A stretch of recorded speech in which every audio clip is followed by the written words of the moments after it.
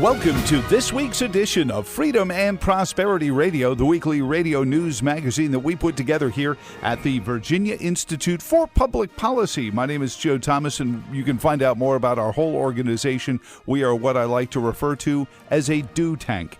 You find out more at virginiainstitute.org, our Tuesday morning group coalition meetings, our policy briefs, our white papers, our new policy primers as well. They're online. Our first guest, senior fellow at the Cato Institute, Doug Bandow. Doug, welcome back onto the program. How are you doing, sir? Oh, hanging in there. Going to get my first vaccine shot tomorrow, so I'm looking forward to that. Well, let me know if it makes the Biden foreign policy make more sense. Well, I don't think it does miracles. I think unfortunately we're limited to science with it. Well, we're supposed to follow the science, they say.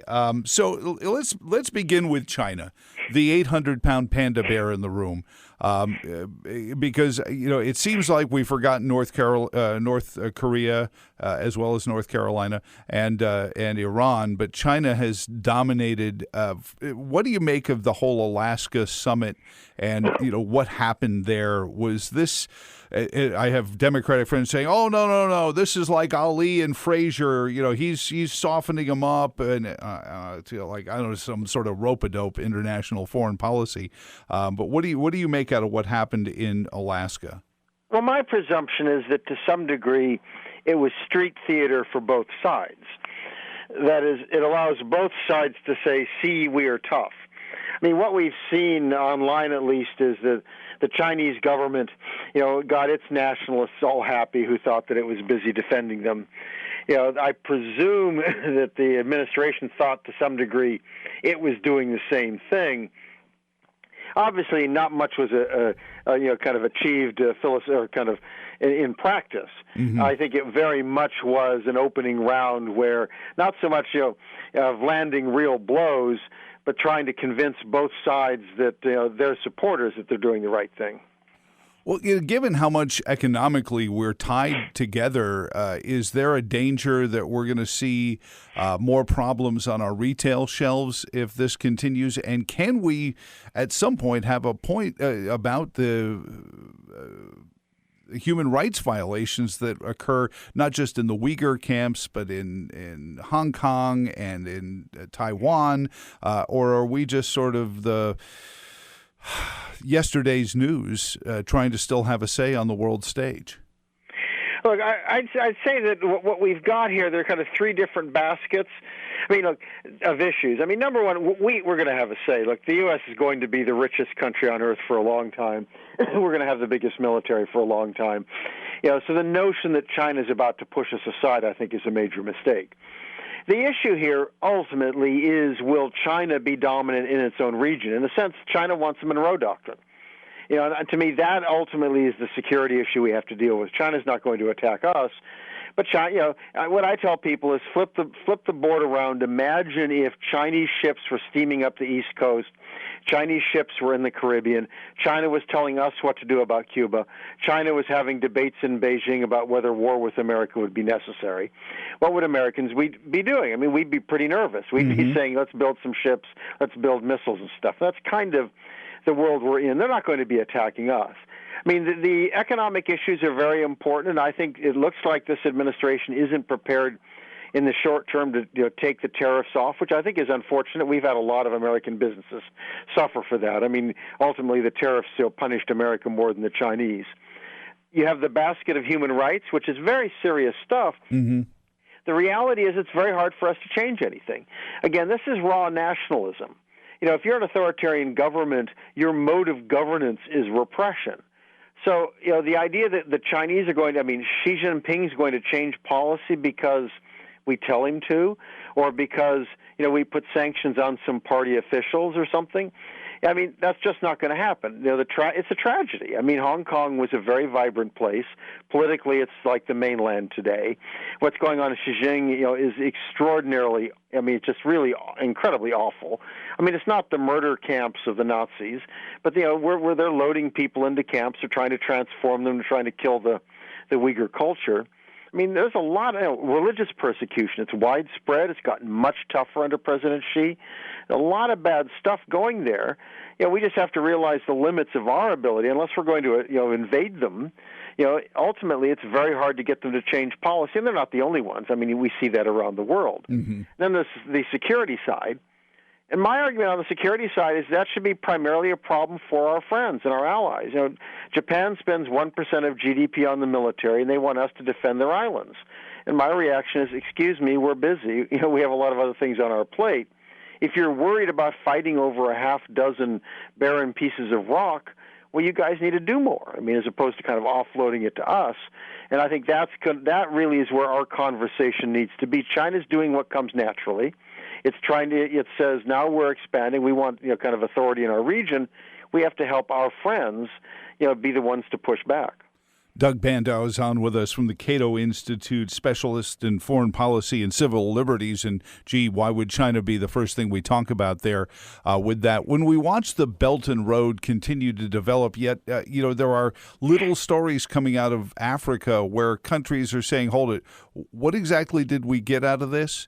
And they're pushing back a little bit. I don't know if China ever moves on it or if they risk kind of admitting what they're doing, but northern Italy is basically a Chinese province now, with factories where they say, oh, no, this shirt was made in Italy, not in China, but it's all Chinese factory workers. And, this development, this economic imperialism reminds a little bit, ironically, of the way the British did the East India companies. No, I have to say that I think the good thing on this is that, in fact, there is real pushback. I mean, the Malaysians pushed back. I mean, one reason, going back 10 years, Burma's a real mess right now. But one reason the military gave up at least some control because they wanted to get the West back in. They didn't want to be only reliant on the Chinese. We've seen a number of African countries. There have been riots against the Chinese. They've been kind of brought into elections. And places like Malaysia have forced them to renegotiate. I mean, to me, the good news is, look, if you are going out there making deals with inefficient, authoritarian third world governments, what's likely to happen? Mm-hmm. Well, the answer is the Chinese are likely to lose a lot of money. So my reaction there is, we don't have to get too concerned about this. This is something we should watch. But I think the Chinese are they're going to make a lot of bad deals. And, okay. They're going to see some places they think they get stuff, but in the end of the day, countries can nationalize. The U.S. ran into that during the Cold War. Mm-hmm. So, to some degree, my reaction here is, go and build some good stuff for these countries, and if you lose it, don't come complaining to us. So I worry actually much less about the BRI than I worry, say, about human rights, mm-hmm. because human rights, I think, are going to real people being harmed. The BRI, I think, is much more complicated, and I think Chinese are likely to end up losing a lot of money, leaving some facilities for other countries that they might find useful. Is there danger, just last one on the BRI, is the dominance of rare earth and technology creating minerals and ores and then leaving the rest of the world sort of beholden to have to buy their technology through China? We see this a little bit with the 5G networks and some of that. Well, I think that's not so much BRI. Things like rare, the interesting thing about rare earths is that to some degree they're not really rare. The problem is their development, and particularly the factories to kind of process them, tend to be located in China. That's something where I think that we've gotten a good kind of wake-up call out of COVID saying let's be very careful about supply chains, mm-hmm. which is I don't think it means you have nothing in China. What it means is you got to make sure you have facilities elsewhere and you have expanding capacities. I mean, we have to some degree the same kind of thing on computer chips, very much located in Taiwan. Taiwan's a great place, but of course they're right next door to China. So suddenly, if there are problems with China and Taiwan, we could find much of the world feeling they're held hostage, because of computer chips. Mm-hmm. So I think rare earths is one of those things we can develop. The U.S. has rare earths. A lot of other places do. We've got to be able to develop them. We've got to have the factories to process them. And this is something to start thinking about. And I think the same that comes into other technologies as well, whether it's Huawei, other things, which is at what point are you giving or at least allowing China to have essentially a monopoly on something critical that you probably don't want. And that's something for us to be working with Asian countries as well as the Europeans, because in a sense we're all in the same situation on that. Doug, you bring up a point, in supply chain on that, and I'm going to pivot a little bit off of that. But with that supply chain, we think about, we could develop our own rare earth mineral mining, but we've seen what the Biden administration's attitude towards fracking is, and oil, natural gas, shut it down, cap the wells, tell all these, workers that your job is now to close the wells. And then the Suez Canal gets blocked, and we get reminded of why it's important that we have some of our own supply about this. Do you think the Biden administration has the ecological gumption to go and try to find our own rare earth minerals? Yeah, I mean, my worry there, frankly, is that it'll all be kind of industrial policy. I mean, Ronald Reagan used to say, what happens from the left is if they see something that's moving, they want to regulate it. If they see something that isn't moving, they want to subsidize it. So they want to shut down kind of resource development that's working. They'll probably want to subsidize resource development that isn't working. I mean, and to some degree, the main thing is they want government involvement. They have trouble imagining a process that doesn't develop without their direction. So I think the critical thing here is to make sure that we open up and allow development on the rare earth side. There may be areas where we do think we need to subsidize, but if we do that, it has to be very carefully and very limited, because, of course, the moment you open the floodgates, we've seen what's happened, with the COVID relief bill, a massive amount of money going out to people who don't need it in advance of what appears to be an economic recovery. I mean, that's not a very smart way to do it. So I'm very nervous that you're right. Like on things like fracking, you have an industry that has helped bring the Middle East to its knees. I mean, the one reason we don't worry so much about Saudi Arabia and the others in terms of oil production is because of fracking. Well, now this administration wants to shut it down to reduce our advantages. It makes no sense. I don't think they have a coherent policy, and that's going to be the problem. Is it the tail wagging the dog? Is it just to score the points with an ecological movement that will help them get some free media time rather than actually do something that's good in terms of policy? Yeah, that would be my analysis. I think this is a very political administration. That Biden, some of it he may believe. I mean, he started out, he was much more kind of moderate conservative in his views. He's moved to the pretty hard left. He may view this as part of the deal he made with the Sanders forces when he got the nomination. This may be some where he recognizes that the leadership of the kind of the left of the Democratic Party has gone hard, kind of left wing, so he needs to play up to them. He may view it as being this is the way you win media. I think that it's a very political stance. I mean, the guys grew up in Pennsylvania. Why would you come out against fracking when this is providing jobs for the people who you presumably thought you liked? I mean, he talks about roots in Scranton, et cetera. So it's a stand that I assume is pretty hard political. It doesn't make a lot of sense in terms of policy. Let's pick up on that, because human rights can sometimes be moved by economic, factors. I think we saw a lot of that during the Cold War.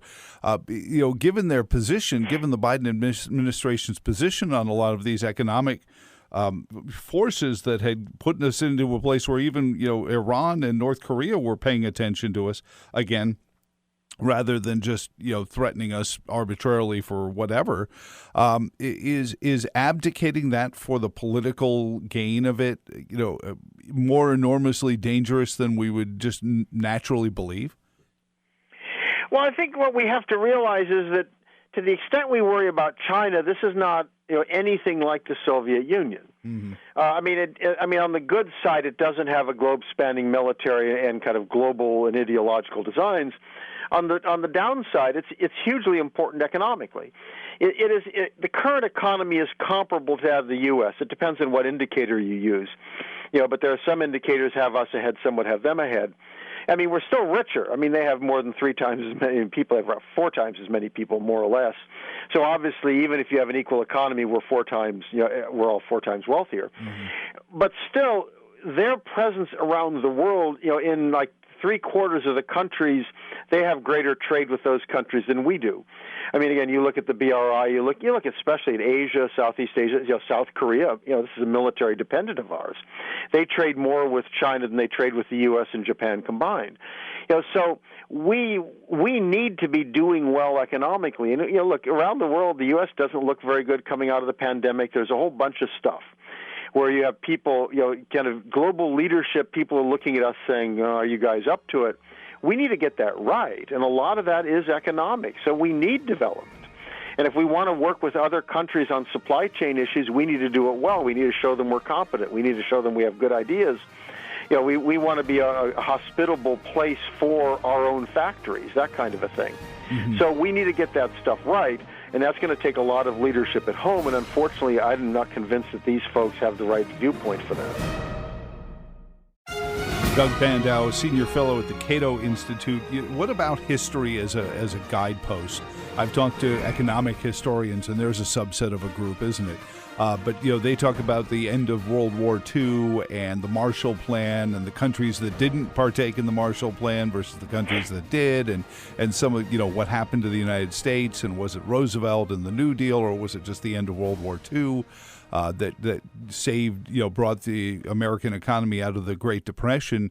Are there lessons, and can we learn those lessons without looking at it saying, well, I don't want to think badly of that because he's Roosevelt and he's a deity in my party, and separate ourselves analytically from, history and look at it before, somebody takes a statue down somewhere? Well, you certainly want to kind of learn from history. Sometimes it's hard because circumstances change dramatically. I mean, Roosevelt did a lot of stupid things. I mean, early on, in terms of essentially trying to price fix and stuff, made it much harder for the economy to adjust. I mean, there was a somewhat of a recovery and then another recession under him. So it's not as if the New Deal brought us out. It's not really World War II that brought us out. I mean, we had a huge amount of productive capacity going towards building things that, were used to kill people in other countries. This wasn't kind of enriching America. Right. But people were ready for a recovery. And I mean, Truman, was a very different character than FDR. I mean, Truman was not out there trying left-wing kind of stuff and had all these people around him who thought the Soviet Union was the way to go. This was, I think, even his was an administration, and the Republicans took control of Congress, flipped back and forth a couple of times before the Democrats got firm control. So you have, I think, much more kind of freedom in terms of the economy, people looking for new ways to go. You had people ready to be productive, desperate for new opportunities, and I think that policy tended to follow that. And then we moved to, obviously, Dwight Eisenhower, et cetera. Well, and things like the Marshall Plan, a lot of that was actually political. That is, Europe itself, the critical thing for them was their own policies. I mean, Germany had an economic miracle because they got rid of controls. They had the U.S. protecting them, so they didn't have to worry about the Soviets coming over the border. Mm-hmm. And the Marshall Plan, I mean, that money was helpful. But their policies, changing their own policies was the absolutely essential thing. And most of these were democratic countries that needed to rebuild. It's very different from trying to, fix some of the stuff we've seen, for example, in the Third World. So again, people always talk about a Marshall Plan, but the question is, what are you applying it to? Do you have the prerequisites? Do you have an educated, workforce? Do you have a democratic political system? Do you have a rule of law? All of those things are critical. So learning history is very important, but we want to be very careful how we apply some of those lessons. Doug, last one, circling back to the human rights aspect of our economic foreign policy. It seems like the United States, Republicans and Democrats, just seem to struggle with foreign policy as it comes down to just saying, all right, do you hold these truths to be self-evident? And if you support your citizens' rights to these things and defend them, we'll work with you. If you don't, sorry, you're out of luck. That may sound elementary school, but, at some point we wind up always getting cast out on the ash heap because we've supported some dictator that had horrible human rights records. And then when we try to say to China, hey, your human rights kind of stink, they throw either that back at us or the Black Lives Matter protests back at us. Well, I mean, the reality, this has always been the case, frankly, for every nation. Great powers always make accommodations. I mean, in World War II, what do? Nazi Germany is fighting the Soviet Union. These are both utterly horrific regimes. At that moment in time, Nazi Germany looks more aggressive and more dangerous. You make the deal. You support the Soviets. And I think that was probably the right decision at that time. It was very ugly. During the Cold War itself, you have a dictatorship in South Korea. You have a totalitarian dictatorship in North Korea. there's no easy way to try to get rid of a military regime in South Korea, and if you do that, you'll probably blow the place up, and the whole peninsula goes to the far worse regime. You make those accommodations, and I think that's a reality of being a great power. The critical thing to do is never make them easily, and never have any illusions. I mean, I think that we've been too nice to Saudi Arabia for no reason. It's not as if they're critical for us. I mean, in terms of, the oil and everything, that market has changed. If you're worried about Iran, well, look, we sold them tens of billions of dollars worth of weapons. Presumably that's what they got them for. Yeah. So to my mind, you're going to lose credibility when you support bad regimes, and you need to look to your own policy. I mean, the Chinese, I wrote a column on it. The Chinese have a point in the sense of, the Iraq War was a catastrophe. I mean, the best estimate, at least 400,000 Iraqis probably died, civilians, in the aftermath. I mean, we didn't kill them, but we blew the place up. We can't escape responsibility for what became an utter horror there. So we need to own up to it. And it strikes me that what we need to make clear, the critical thing is that we are accountable. We acknowledge our mistakes. We try to do better. I mean, we don't go out there intentionally like Xi Jinping and put 1 million people in re-education camps. And when we did a bit of that in World War II with Japanese Americans, we recognized that was a mistake, and we had a rule of law that said let them out. So we're not perfect, but in promoting human rights, we've got to go out there and say, yeah, we've screwed up, but we know that. Right. And there are certain fundamentals here. We believe in the inalienability of human rights. We believe the human person, human dignity, human life. These are critical. Government's supposed to protect them. China's not doing that. And then let's work with other countries. The more countries we get working together, the better. If it's just people perceive it's us in a crusade against China, we lose. They're not going to back that. If they perceive this is something very serious, we're talking to them, we know there are complex issues here, I think we can make some progress. We just had some with the Europeans and the U.S. working together on sanctions on Xinjiang, with the Uyghurs. Mm-hmm. That's what we need to do. It's not just us. It's us with others who also believe the same principles. Well, Doug Bandow, I appreciate it. Now comes the punchline. So is Hunter Biden going to play a key role in all this? Well, let's hope that there's a real investigation here. Yeah. Though, of course, look, I've been joking with people that what I expect is left-wing district attorneys to do that because they wanted Joe Biden to beat Donald Trump, but now that Joe Biden's in office, wouldn't it be convenient if he was encouraged to retire and allow Kamala Harris to take over? That's right. So this could play out in an interesting way. We might suddenly find a lot of Democrats very interested in Hunter Biden, and maybe this needs to be investigated suddenly, they decide. So this will be fun to watch. Yeah, that's it. Joe, by the way, Nancy Pelosi has this 25th Amendment commission she wanted to start. Exactly. None of us want to have to use it. Of course why don't you just make it easy for us all? Yeah, I think that happened in the 70s too. But Doug, it's always a joy to chat with you and catch up. Read his stuff, cato.org, all of the stuff, the horror of Chinese totalitarianism, the failure of huff and puff foreign policy. I mean, you're going to sit there and say, "What? Wait!" In so many of his columns, they're brilliant, and I deeply appreciate your time this morning. Yeah, it's been a lot of fun. I wish you well. Thanks for having me on. And happy Easter. Amity Shlaes is coming up next, best-selling author and co-editor of a new edition of the autobiography of Calvin Coolidge. Next on Freedom and Prosperity Radio.